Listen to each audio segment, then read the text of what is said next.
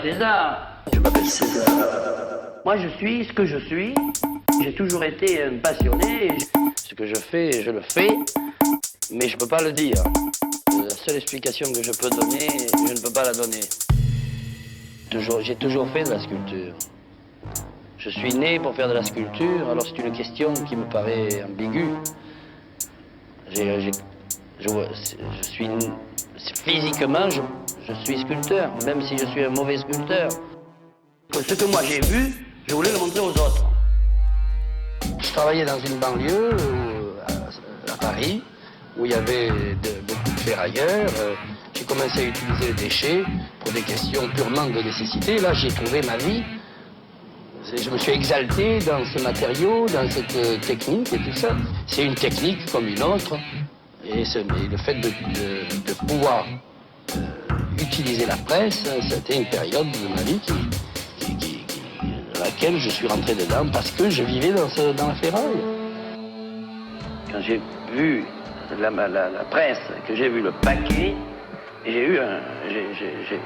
j'en ai pris la responsabilité et tout de suite je me suis identifié à ce paquet.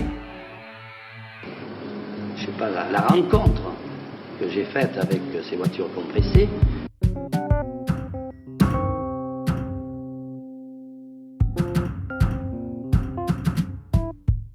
Et je les ai vus compressés, ça a été plus fort que moi parce que j'ai trouvé ça tellement beau, tellement passionnant, que je les ai prises et je les ai montrées d'une manière très honnête, c'est pas du tout un canular.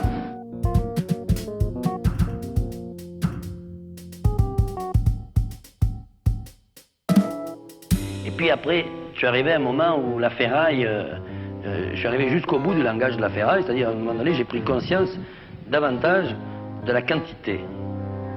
Je me suis rendu compte que je ne voyais plus le besoin de faire avec du déchet, des nus, des animaux, enfin des choses organiques comme les plaques, les grandes plaques et tout ça. D'ailleurs, les grandes plaques, tout ça m'ont entraîné automatiquement à la compression. Par nature, je ne suis pas un type qui cherche la facilité. J'ai horreur de la facilité, parce que j'aurais pu continuer à fabriquer. Et à ce moment-là, j'ai fait les empreintes humaines. Je voulais exposer dans une exposition qui était de Rodin à César, sur la main. Alors, au lieu d'apporter une main, j'ai apporté un pouce, un grand pouce. C'est un homme de la matière. Ah, mais pour moi, la matière, souvent on me dit César, mais la matière, c'est égal. J'ai aucune préférence pour aucune matière. La matière, c'est une chose complètement qui n'existe pas. Elle est en moi. Quand je touche les choses, si je touche du papier, du chiffon, du cristal, de la boue, je sais pas, du fer, du bronze, de l'acier, d'un seul coup, il y a une communication qui se fait. Parce qu'il y a aussi un moyen de l'aborder.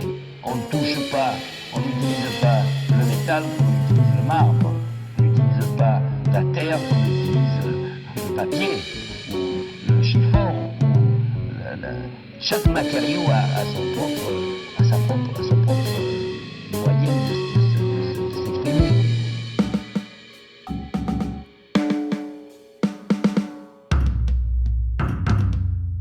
Alors j'ai pris ces mousses et je suis allé dans les musées où j'étais invité à faire une manifestation publique que parce que je voulais montrer que ce que moi j'ai vu, je voulais le montrer aux autres.